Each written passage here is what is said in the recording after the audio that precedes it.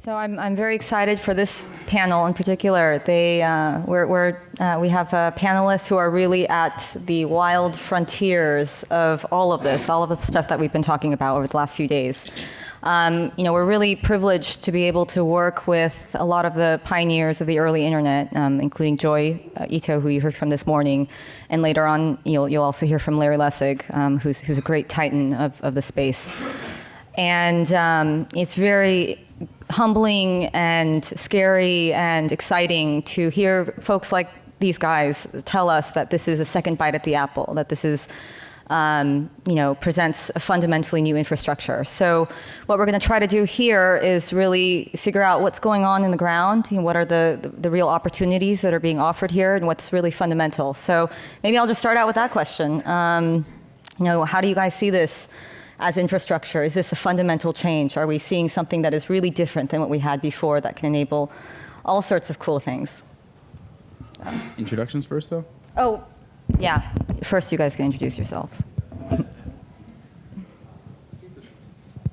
Yeah, okay, so I'm Henning Diedrich. I'm working for IBM in a project called MTN, which explores Internet of Things and blockchain. And I certainly believe that this is a quantum leap in what is possible. And there's no question that this opens up not only improvements, but new things to happen that haven't been possible before. Good day, everyone. My name is Kasek Galgal. I work for a university in Papua New Guinea, and I split my time between that and investigating and researching emerging internet technologies and how they can be of benefit to developing economies. My name is Jennings. I'm the CEO of a company called Filament, and we're focused on connecting industrial infrastructure. So this is very much core infrastructure we're talking about. But we're leveraging some aspects of the blockchain and other decentralized protocols to enable these devices to act in a more autonomous fashion. Hi, I'm Vlad. I'm a researcher at Ethereum. I do a lot of work in public blockchains and kind of reasoning about these public systems. Hi, I'm Guy. I'm the co-founder of Enigma, coming out of the MIT Media Lab. So this is very much a research project that allows you to run any computation on encrypted data while keeping it encrypted. And it turns out that the blockchain is basically one of the most fundamental building blocks. I'm also a graduate student at MIT, and I'm teaching the blockchain engineering class. I'm Gustav Simonsson. I'm Gustav Simonsson. I'm a developer at Ethereum. Before Ethereum, and also a bit the last year, I've been working on Bitcoin infrastructure in terms of Bitcoin web services. Great. So, cryptography has been around for a long time. And I often hear, and also, databases and consensus. What is new about blockchains that is really fueling all of these new possibilities? Incentives. Yeah, I mean, so the main thing that Bitcoin kind of contributed to the space of consensus cryptography, distributed databases, is the idea that we don't need a network administrator because we can just use incentives defined inside the protocol to determine who can affect changes to the system. And so basically that lets you use, basically have a totally public infrastructure where people can come and go, and there's no central provider. And that makes the system kind of easier to program things on without permission, to innovate around, to kind of build an ecosystem around, because you don't really need to wait for anyone. You just go and plug in. So I would add to that this keyword of trustless, and I think what really enables new business models and allows for new markets to spring up in the future is this substitution for trust that is an essential building block if you want to enter into a negotiation, if you want to have agreements. And this is something that we now get at such a deep level that it allows for new things. So just touching on the incentives part. So Byzantine consensus, distributed consensus, has existed for 30 years. And it hasn't been widely deployed at all. And yet Nakamoto consensus, which is from the Bitcoin white paper, seems to be really sustainable. And the incentives are really the core part because it's a very clever scheme that really argues about why do people even want to join a network and help in the process of decision making in this consensus protocol. And it turns out that if you pay people, they're pretty much likely to act honestly. Yeah, however, I mean, we wouldn't be talking about private blockchains or federated blockchains if incentives were really all that it is about, because there you can have incentives that are completely out of band, where reputation outside of the technology is going to make sure that people behave like they should, and you would still have a blockchain and you would still have a lot of beneficial effects from it. Yeah, and I mean, specifically, the thing that the blockchain does is it replicates the state of some application so that it's less likely to be compromised by unreliable or untrusted nodes that are in the system. So if, say, we have like a registry that everyone is meant to access the same copy of the registry, using a blockchain would be a sensible way to make sure that when you connect to the system and authenticate the registry, that you're getting the exact same registrations as everyone else. So I really loved, Henning, what you said about how blockchains enable companies and entities and individuals who don't know each other to get to know each other, to interact with each other on the internet. How do you see these kinds of interactions, and I'd also like to hear from Eric on this, how do you see these interactions scaling to the proliferation of devices we're going to see in the Internet of Things? Yeah, I mean, I think there's always been, for many years, as was mentioned on the panel, distributed systems problems that were hard to solve or impossible to solve or untenable. And because of the current Bitcoin blockchain, and then out of that, the other blockchains like Ethereum and other ones have solved that problem enough where you had all this potential energy around possibilities. I almost look at it as like a tree, right? There's an entire aspect of tree possibilities, and this branch finally became doable. Now all these opportunities now exist that we can traverse down and figure out, and that's a lot of what this entire conference was about, is figuring out what is possible. Specifically the Internet of Things, it solves the problem of central authority around devices. It's one thing to have your Nest thermostat connect to Google, but when you're talking about 50 billion devices by 2020, that's terrifying if they're all connecting to their central servers. So if you start to map this ability to decentralize through blockchain or distributed consensus onto the IoT world, now you start to see perhaps a future that we prefer to live in, where devices can start to interact and transact with themselves and each other under guises that we are comfortable with, rather than always going through the manufacturer. In fact, I prefer to think of it even that the device can outlive the lifetime of the manufacturer that made it. That's how it should be seen, I think. Although there is a pretty important use case for IoT to do with manufacturers and relying on manufacturers for software upgrades.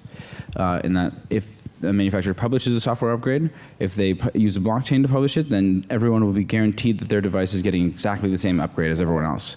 And so the space for getting a software upgrade that's tailored to you to compromise your situation is very much reduced. You're not around long enough, but there was a time where there was no online software upgrade, and for example, your toaster, that's going to be living in your household hopefully for the next 20 years. At some point, the software in that toaster hopefully is going to stabilize, and you won't need upgrades every month for it to function the way it should. So I completely agree on the one hand, but on the other hand, we're talking about onlining devices that are having a lifetime of decades, which is something that our smartphones are definitely not designed for. So it's a different kind of device that we're talking about. A device that doesn't need software upgrades necessarily? Yeah, exactly. You can't imagine that, but that existed before the internet.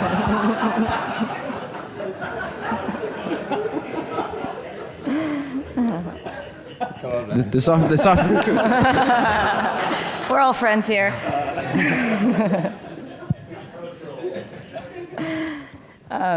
So we talk a lot about how these technologies can optimize existing processes. But what's really exciting about what you guys are talking about is this paradigm shift doesn't just allow us incremental gains, but it allows us to do something really different. And I guess in terms of, you can suddenly have computers that don't know each other, devices that don't know each other, communicate, pay each other, coordinate. You can suddenly have a platform where you can build without permission, where you can have services provided without a single service provider.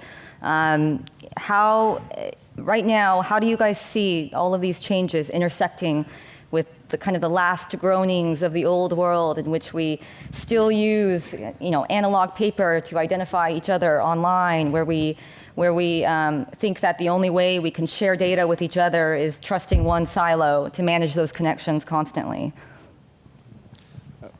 It's a really good question, and I think a lot of the conversation at this conference have been about things that are fully autonomous or fully decentralized. But I think one thing we will see in the next few years is that we will see hybrid systems where you have a centralized system that puts one small thing in their logic on the blockchain, but then keep the remaining parts centralized.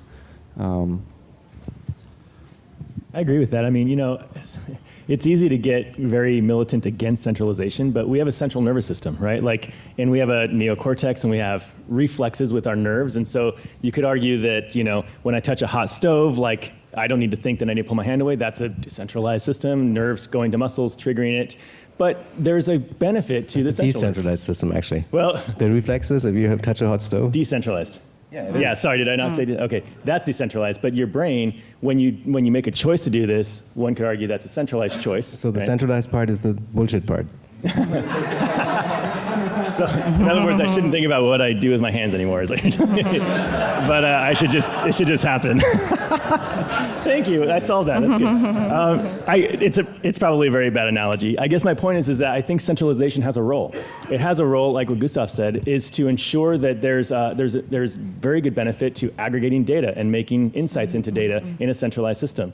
It is not good to control an entire system from a centralized location. That's where I draw the line personally, and with our company, is that from a systems theory standpoint, centralization should serve its constituents, not the other way around. And so it's fine to be there, but it needs, I mentioned this in the last panel, it needs to be a peer in a peer-to-peer network. The centralization or the cloud in the IoT world needs to be a participant, not the general or the decider, if you will. It just needs to be a participant.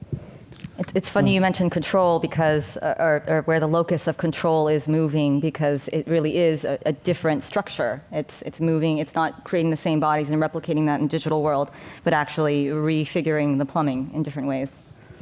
Yeah, because if you define infrastructure, it is a basic physical or organizational facility that is necessary for society to function. And I believe human beings, and how this is going, human beings will still be at the center of this. There'll always be an interface between how this affects human beings, rather than just fully autonomous and maybe Skynet. But we will discover it. We will find a way that to keep humans at this, and how this will be positive towards developing human societies. I think that's an incredibly important point, which Henning, you had mentioned in your keynote. I loved what you said about are we just creating better administrations for the administration of ourselves, and sometimes we miss the human element. What are we really building these tools for? Yeah, thankfully, and as a plus for capitalism, business will kind of keep us on track to have a gradual path to it. There will be no skipping to Skynet. But by the way, capitalism as crisis was already in the museum before. Yeah, I know. It was not draped as a background for a plantoid. But yeah, and in that regard, I think there is going to be a gradual development because of business, because of consumers having to get their minds around it. And the discussion about smart as a keyword was in the last panel also. If we look at paper, for example, there was the paperless office. The opposite happened. The idea that digital would do away with all the paper stuff and the paper industry to collapse, just the opposite happened. People started to print out so much stuff. And now we kind of are used to that. Yeah, we just, we printed this out and a couple more of them, and we can update them, but it's still on paper, and there's a reason for that. So if we talk about smart things, with that in the last panel, the question was, is this smarting of things going to dumb us down? And I have a very optimistic view on that this smartness is going to enable new things that are actually for humans. And they're not going to make us dumber. They're just going to shift things that would have been desirable for forever, like a weather insurance for your wedding. They will make it possible. And there's a lot of calculation power and smartness necessary for making some things possible. It's interesting what you said about the central nervous system. One of our speakers, he opens his talk sometimes with this, or he ends his talk with this beautiful picture of swarms, and how swarms are able to, they're individuals, they have their own individual needs and desires, but somehow, when they're moving together, they're able to coordinate. They never run into each other. They're actually able, as a group, to fight predators. And I think one of the most exciting things about the technology is that it's coordination technology. It allows you to coordinate, but also remain individual. And I'd love to hear a little bit more about Enigma and how you guys are enabling that in the future. So what we are trying to do in Enigma is, I guess, very similar to what the blockchain did. So the blockchain basically said, instead of trusting one centralized party in the original Bitcoin white paper and system, instead of trusting one centralized bank, let's not trust anyone. Let's have just a network of peers anyone can join and let them, make the decisions for us. And what we come and say with Enigma is, let's take that let's take it the extra step of privacy and security, and let's not trust, a centralized entity to hold all our data, to see it in its raw form where it's susceptible to attacks. Instead, let's have a large network of many peers, where we don't have to trust each of them, because each of them only hold encrypted pieces of the data. And yet they can communicate together, they can collaborate, they can coordinate to execute whatever computation, whatever question we want to ask this network. We can get the answer, but none of the peers in the network can learn anything. And we can also trust them to do the correct result, because pretty much just by the laws of scale, if you have 10,000 different people running different computers, if it would take, let's say, 9,000 of them to deviate from the protocol in order to break it, then you're good, because it's pretty probable that 90% of them wouldn't break the protocol.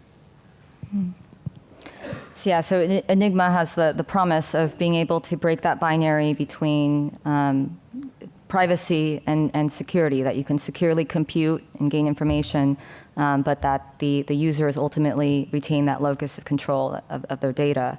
I'm wondering, Vlad, you talk a lot about information security gains with this new infrastructure, and it was kind of funny to hear Choi say he wouldn't wish ICANN on anyone this morning.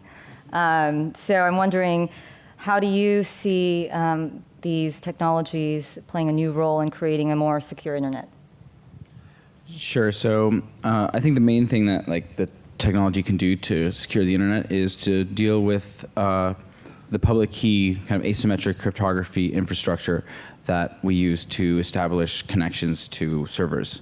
Right now, you basically need to trust certificate authorities to attest to the cryptographic credentials of a website. And there's a big list of certificate authorities that your browser trusts, and the large ones are known to be compromised, and the small ones are unknown. But your browser trusts certificates for many of them. If instead we can have the domain name system itself tell you what the credentials of a website are, then you don't need to have this intermediary to be sure that you're establishing a secure connection.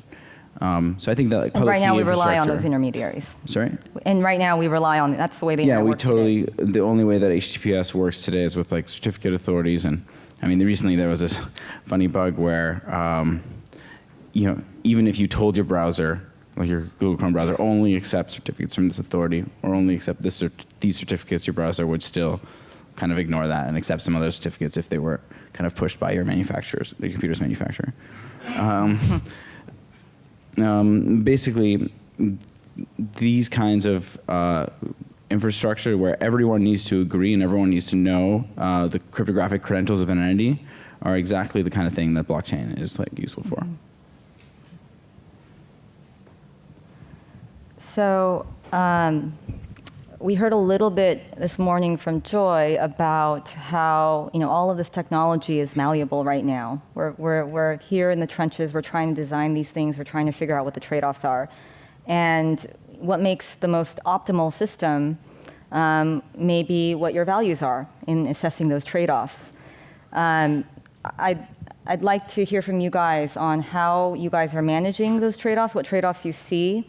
Perhaps even who's driving those trade-offs. Maybe it's a business need. Maybe it's law. Maybe the law is either restricting or enabling the negotiation of those trade-offs.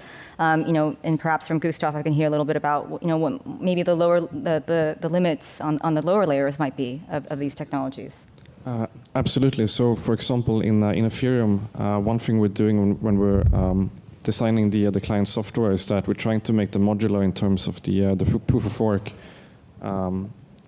And one thing there is that the public blockchain of Ethereum, Ethereum's main network, has a proof of work that's designed around the security assumption that the whole thing is public.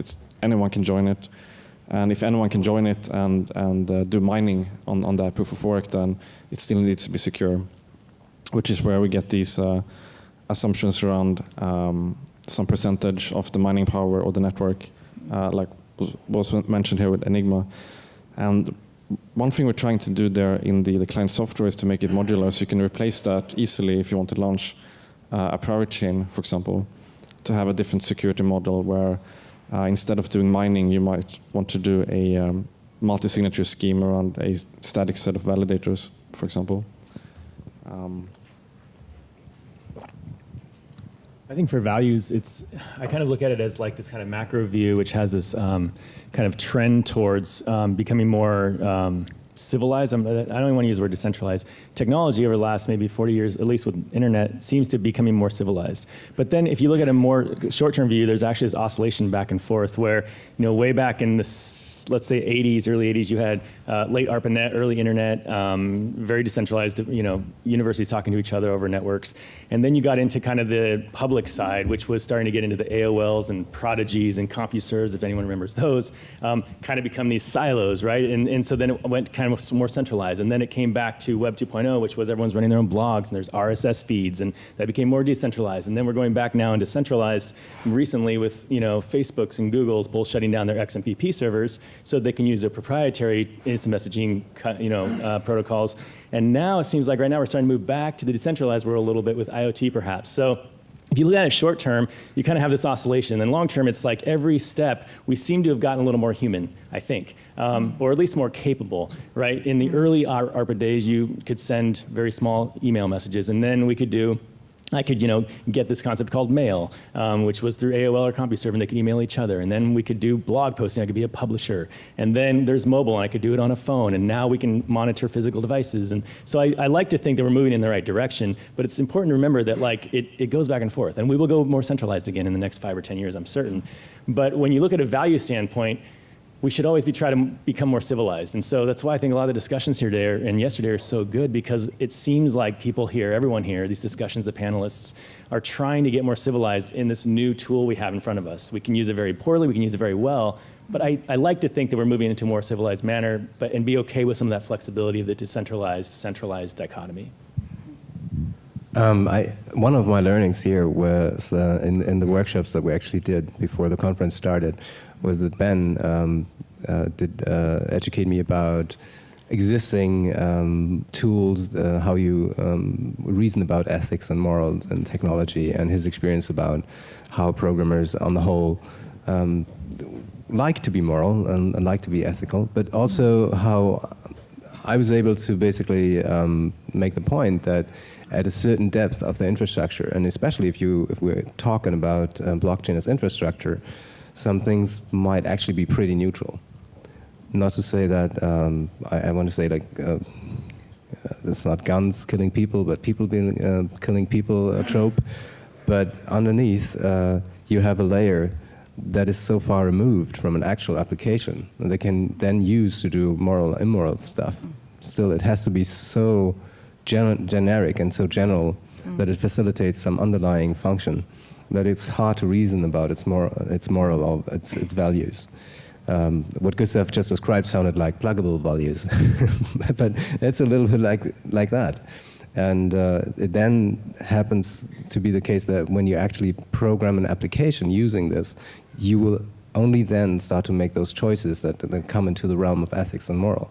While, on the other hand, I think, as I said before, something like Telehash, which Jeremy and Filament are bringing to the community, that enable new things to be done, because there's no similar thing that has this messaging and privacy features built into it, is actually a very strong argument and is a very strong statement also on the scale of values, that you can actually do certain things that maybe did not originate with big corporations because they did not have the incentive to bring a technology like that to market.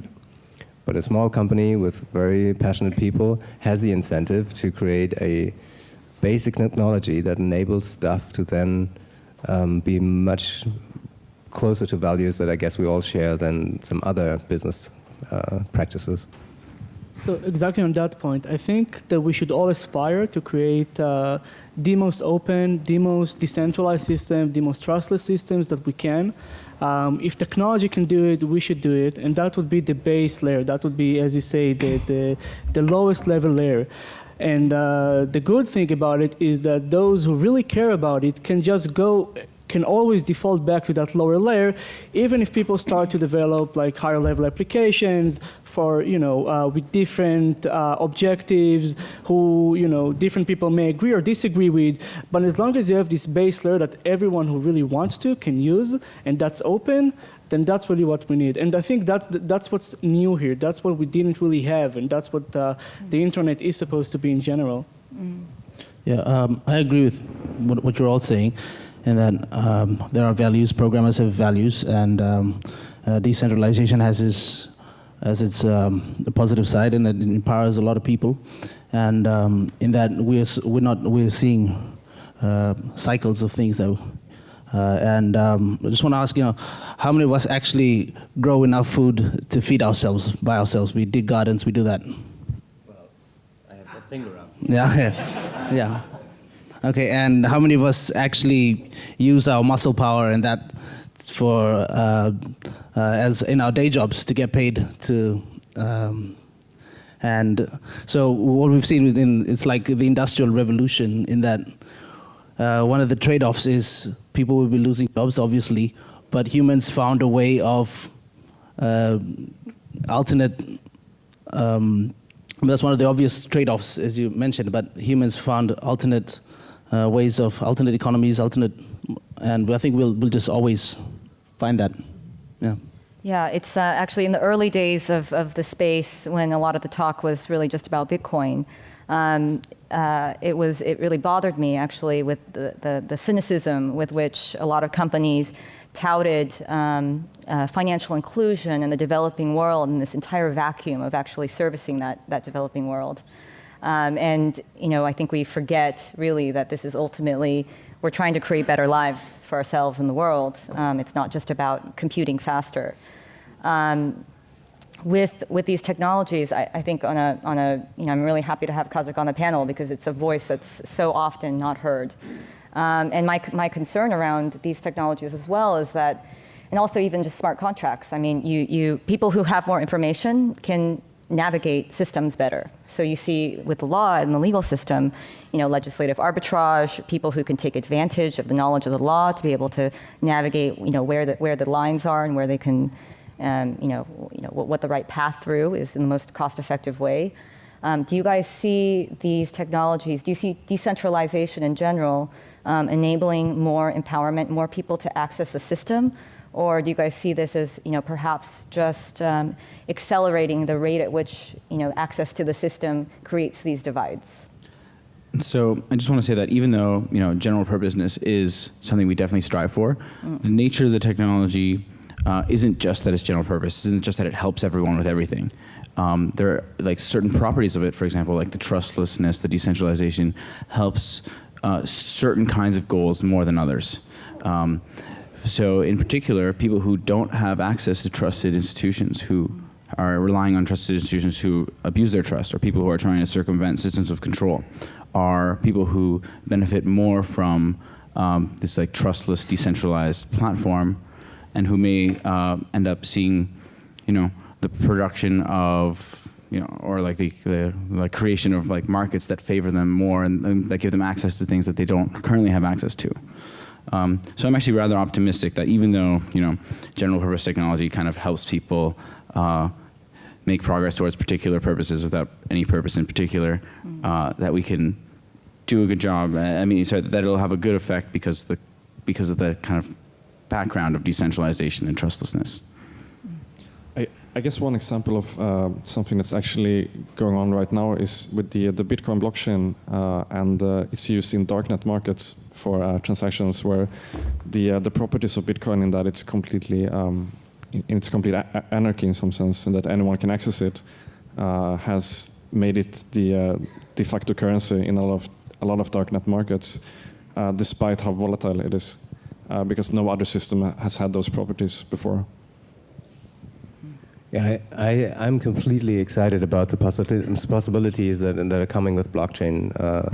I believe that we're entering a phase where, after having services like now, things are as a service, right? And so now we're at platform as a service, and the next thing that's happening is probably market as a service, where we will see small economies that are really like just not worth the overhead at all, usually happen, and where we can see that people will be able to deal in all sorts of things. And I'm not making the case that everything is something that is a currency or everything can be commoditized. Mm-hmm. And yes, that might also happen, but I actually don't see it that way. But as opposed to that, people who would not usually have the opportunity to deal in the things that they are doing and that they are able to provide, this is going to explode, I hope. I very much hope. And the blockchain is giving that possibility without destroying or without demanding for them to make sacrifices to enter the existing system as it used to be before. So I think there's a huge empowerment possible.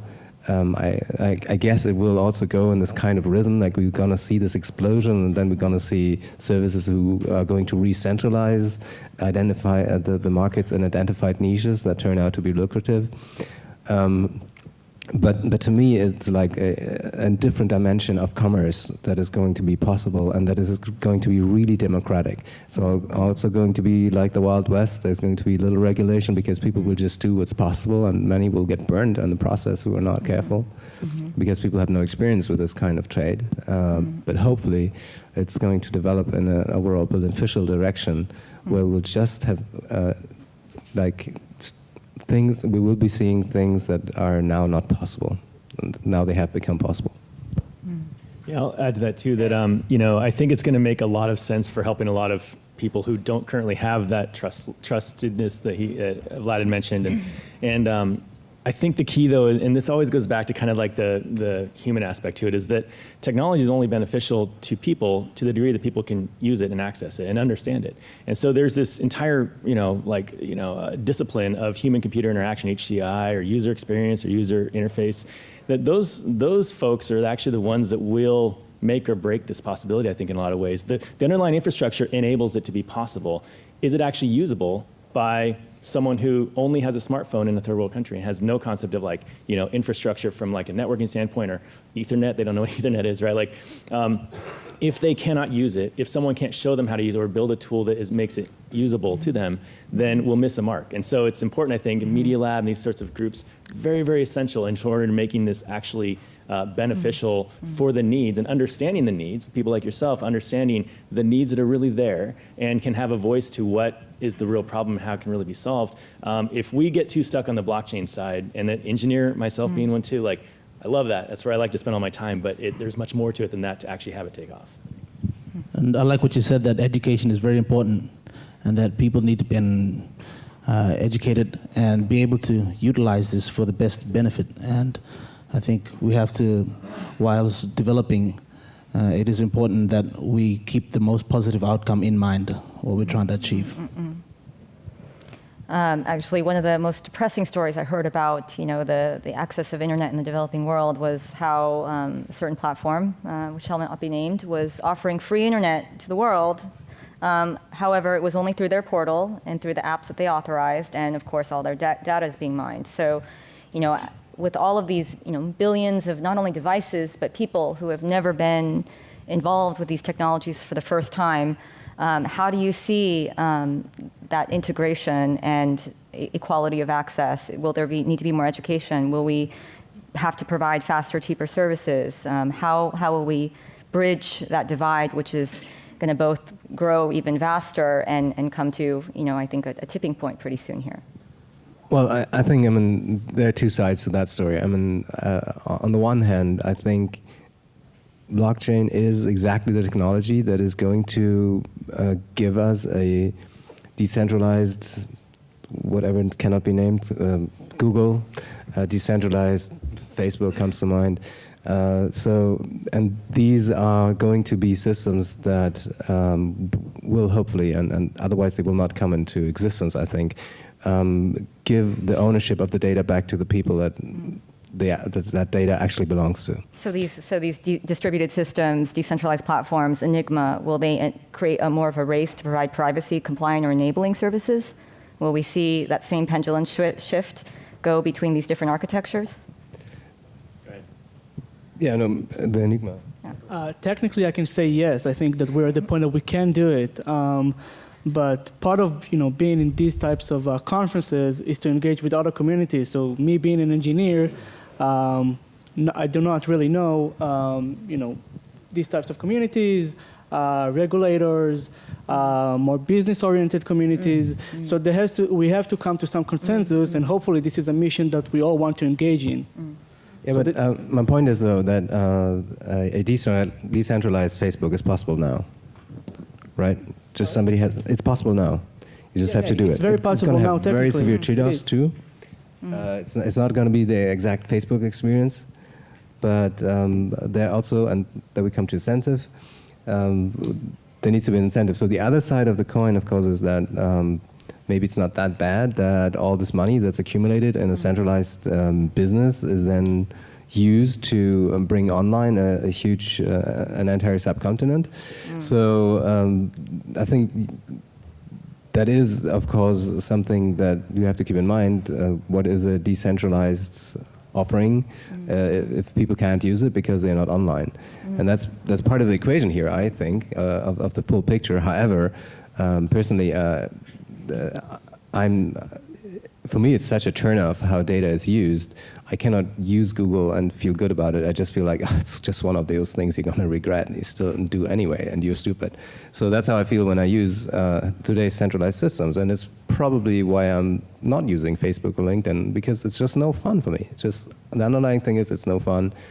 And I wouldn't even know, it's going so deep that for me, I wouldn't even know, maybe a decentralized Facebook where I own my things and my data and the stuff cannot leak out, but I have control over it, maybe I would use that and find it incredibly fun. I used Facebook for a moment, checked it out and liked what it suggested, but I cannot understand how much people trust it.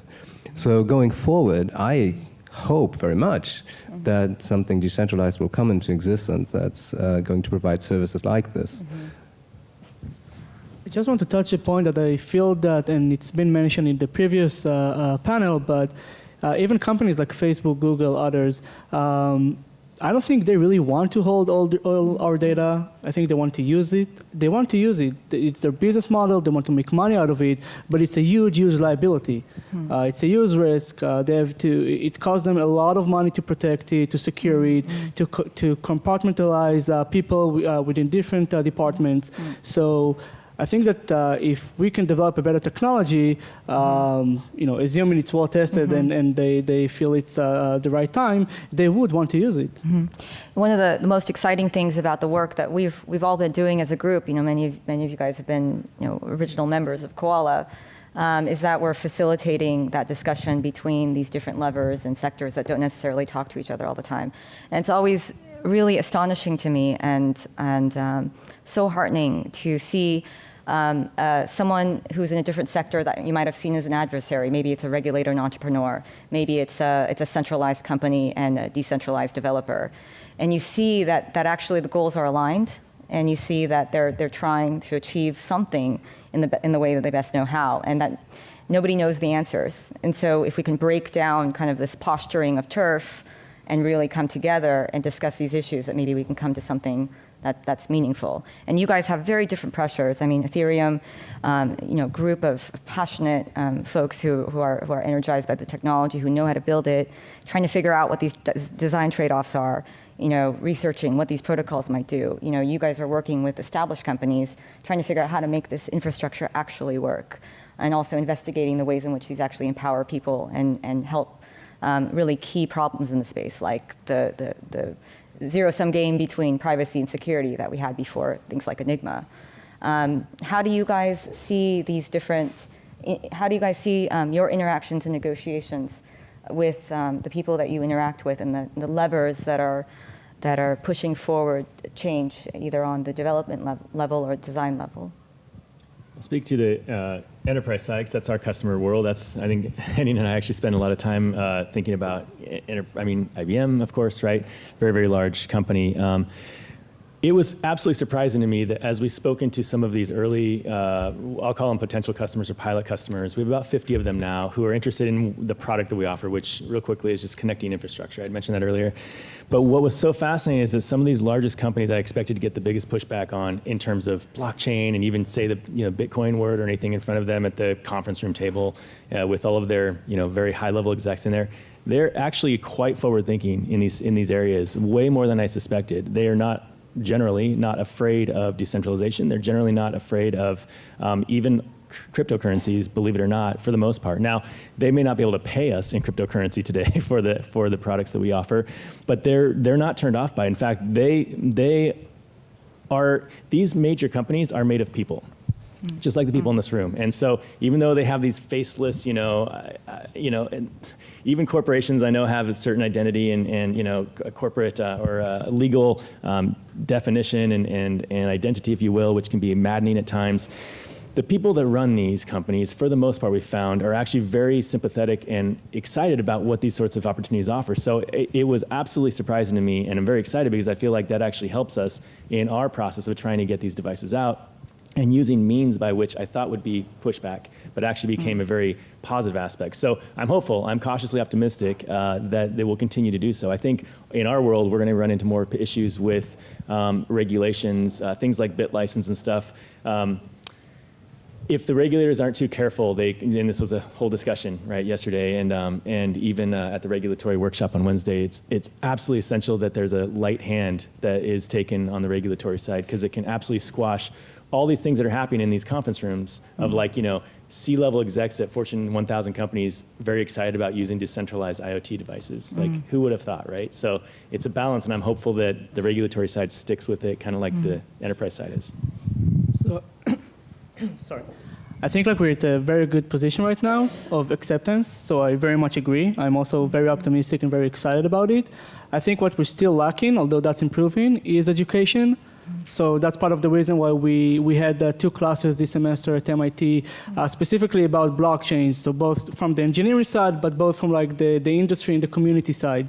And that's just the very beginning, but I think in the next 2-3 years we'll probably be at a much better position.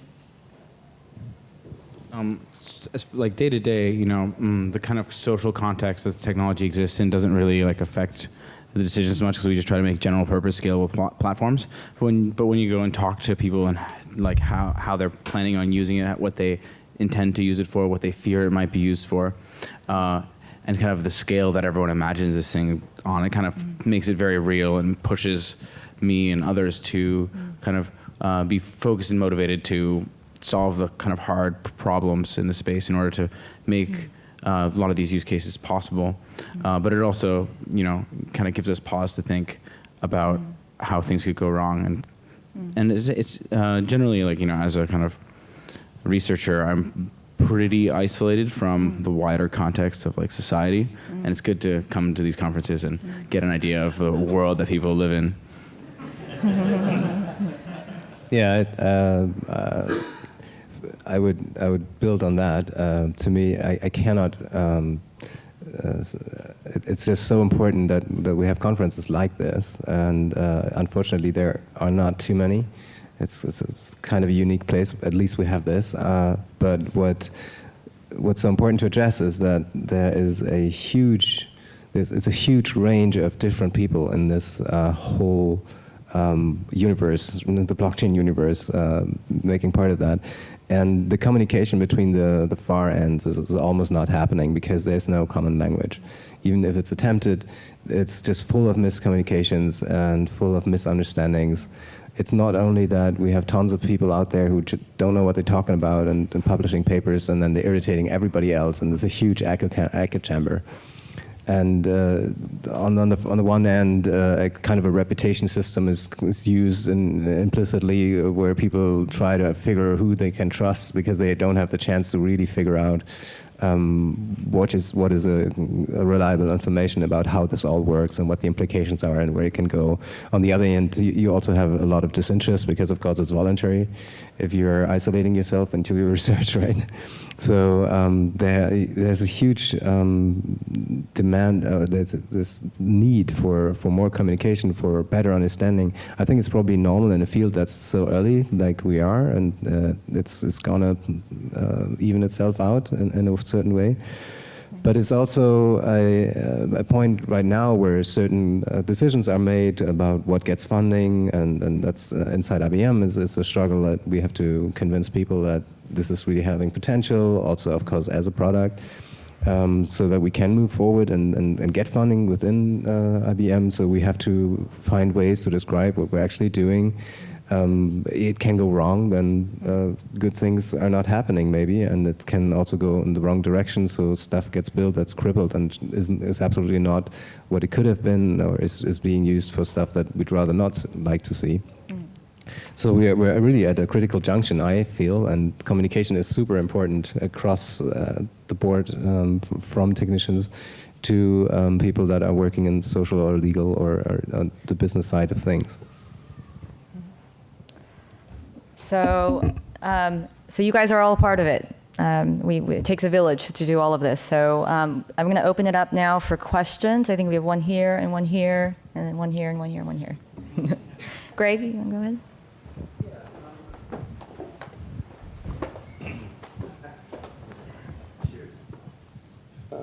I was very heartened to hear a lot of the commentary about the potential and focus on human values. What I do feel like it's necessary to go back a little bit and recognize that with a lot of the advances of technology, we see a lot of automation.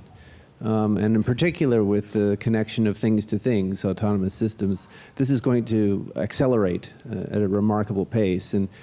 And so I was really excited to hear Kasek talk about labor, and I'd love to hear you speak about the impact. I mean, one of the biggest things on the horizon is with the automation of transport and logistics, whole swaths of employment are just going to evaporate. And I believe that blockchain is going to play an instrumental part in exactly that. And so how do we respond? What do we do about those kinds of things? Well, sadly or happily in a certain way, that whole professions are being wiped out is completely nothing new. I mean, it's almost why I didn't go into IT, because I thought it's not a moral thing to do. On the other hand, of course, this is the nature, again, of the way our economy functions, and it's what's driving innovation in the end. And of course, it goes back to my comment in the keynote, what are we others actually doing? So the question here becomes, what are the truck drivers are going to do? And what are they interested in doing in the future? And how will they not feel, and because that's the reality of it, that there's an enormous impact on your soul when you're made redundant, right? But that we're even programmed that way, that we feel like if we don't have a function in the economy, we're not a worthy human being, shows how wrong-headed we all are. So. I think that's one of the tough things actually about these nascent technologies is that we only see the very tip of a much larger iceberg. So it's easy to react to what we see now. And right now, perhaps we see the disappearing of jobs because of automation, supply chain management. But there are a lot of, one of the things that I find so interesting about these technologies is it allows us to really dig into the fundamentals of what matters. Like money cuts at kind of the heart of what we can, and the representation of our labor, of our efforts, of our creativity, of our expression. And this is an example I use often because it's just so stark, is that we rely on very, very rough, crude, out-of-date measures of what is actually creating value in the world. And money is just some representation of that value. So, if, for example, you have governments that make up jobs on balance sheets so that they can report at the end of the year that this is their GDP. And those values are actually revisable, I think, for up to 10 years. So, they're really false. We're playing around with numbers and figures that actually don't make any sense. So actually, if the things that an ordinary mom in her own home, caring for her kids, taking care of her parents, buying groceries, doing all of this other stuff, if that woman just went next door to her neighbor and did that for a job, the GDP of that country would double overnight. So there are a lot of things that we're doing in the world that aren't counted, and we're counting a lot of the wrong things. So I think what's really interesting about these technologies that allows us to really reconnect to what is actually valuable to us. Next question. And then. Thanks, Paul, from APNIC. I've got a question about infrastructure. Vlad mentioned before that blockchain is something that you can plug into. That implies something orderly and standardized, actually. No matter what your perspective is, infrastructure is something that's standardized. It's cables, it's TCP/IP, it's HTTP, it's web payments, a collection of things that you can see and understand and you can plug into. So what is it? And what I haven't heard here is what's the infrastructure that we're plugging into? What's the state of standardization? Are there standards activities that are going on?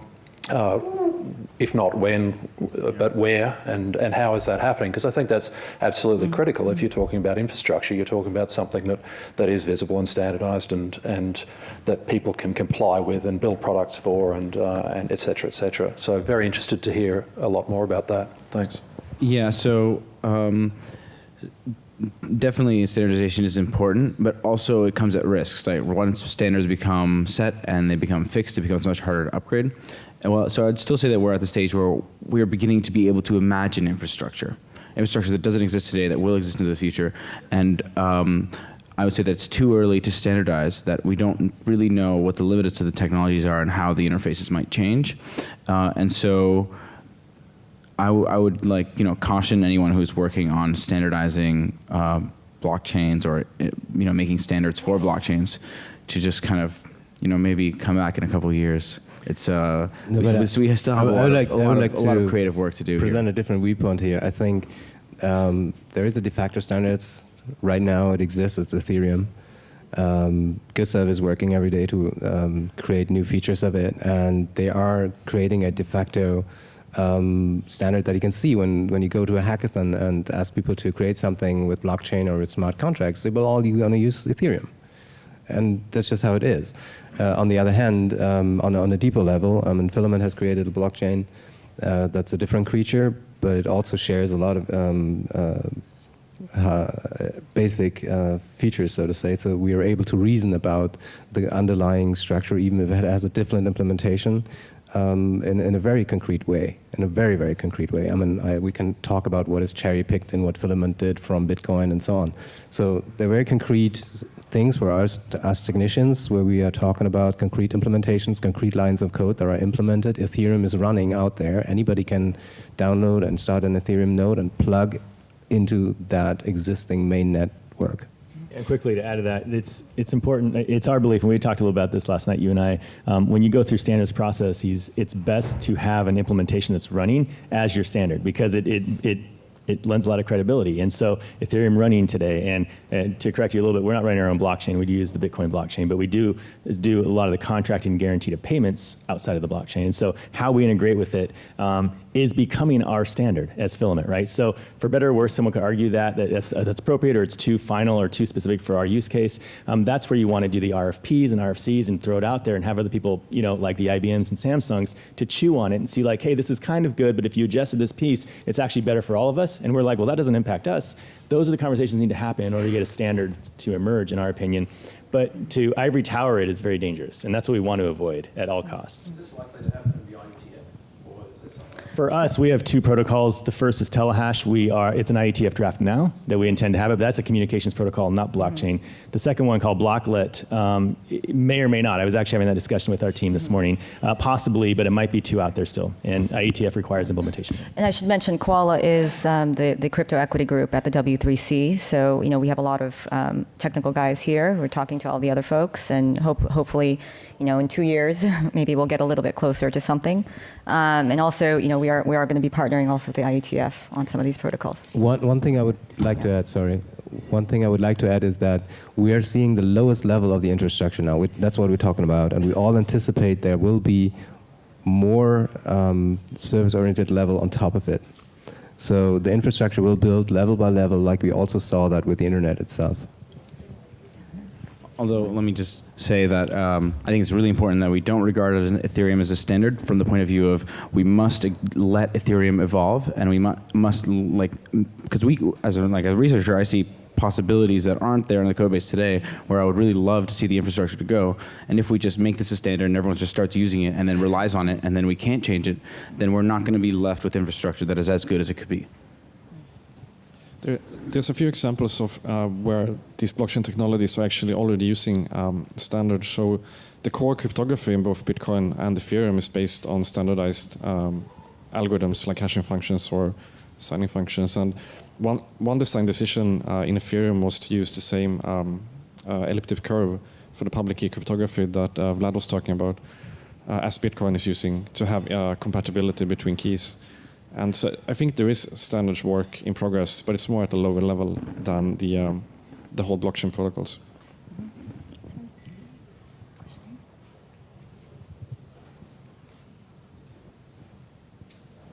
Thanks. Hi, my name's Preeti. I'm from CommBank. We've touched a lot on the power of blockchain to redefine the concept of value and improve access. I feel like we're having a very Eurocentric and privileged discussion here at times because specifically my question is for you, Kasek, where we do still have over 90% of the 48 UN nations in the less developed countries without any access to the internet. So from your research to date about blockchain's potential and any challenges that are presented, what are those challenges and what is the potential of it in transforming communities on the margins? And how can, and I know there's a lot of questions at the moment and no answers, but Guy, you're the engineer, Kasek, you're researching in developing countries. Like, what does the dream actually look like? What could be done by governments and organisations to actually redistribute sustainable wealth around the world? And Henning, yesterday in your speech, you talked about what are we going to do with the power that we actually have now? Do you have any ideas? Well, I like what you said about a lot of the countries in the UN not having adequate internet access, and that is a barrier. And that is actually a big fear in that as the market shifts, will underserved communities continue to be marginalized in that new market? And I think we all have a responsibility, and it's the responsibility of also governments to foster that growth, to actually foster that amongst the populations, and also about wealth distribution.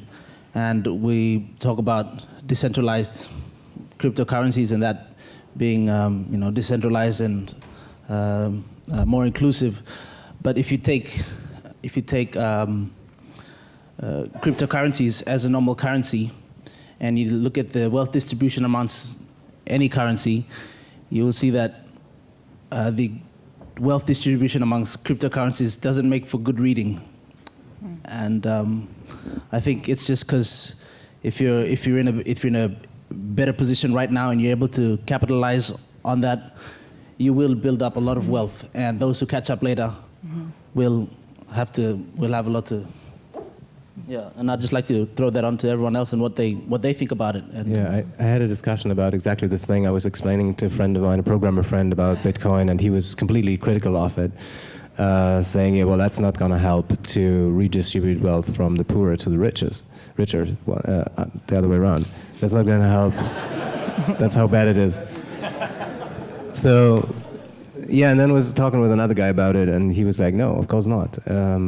That was the owner of the Room 77, where you can buy burgers with Bitcoin forever. So it's not that. It's just that it doesn't get worse. And that's already a lot. And then you can have markets that are not possible right now because they're centralized and they have an overhead and they're being controlled, get democratized and get out there and even spring up where there were none before. And this is, of course, going to be a tool then that hopefully is going to be a wealth creation tool for the poorer side. I think another thing that blockchains could potentially really be helpful for is providing a platform from which we can measure non-economic forms of value, right? I mean, a lot of this is focused on like wealth, but there's a lot that we care about in society that isn't money, right? And but the infrastructure for doing things like reputation systems might potentially be much less exploitable, much more public, much more meaningful if it is not being provided by a central party. So I think that we should really be looking. That was part of your question. Like, how can we measure value that isn't measured today, and not only be focused on kind of the financial, economic aspect of things. So, I think, we have billions that are going to be coming online. The work is underway now. I think the issue is not whether they will integrate, but how, and how are we going to manage that transition in a more equitable way, or we're going to have a lot of angry people. And also, it's not just a distribution problem, I would say. It's what we are distributing, which I think touches on what Vlad just mentioned. I think the ability for a decentralized platform to allow communities to create some representation of their value that isn't just confined to their local geographic way, but is interoperable with global financial networks, I think is also a really interesting way of being able to retain both community character and also have them join the global financial community. So it's going to be very exciting, and hopefully we'll manage that transition thoughtfully and in just ways. So we're running out of time. We're going to hear from Michelle Bowen next. But I'd like to thank my wonderful panelists here and for you guys for being part of it.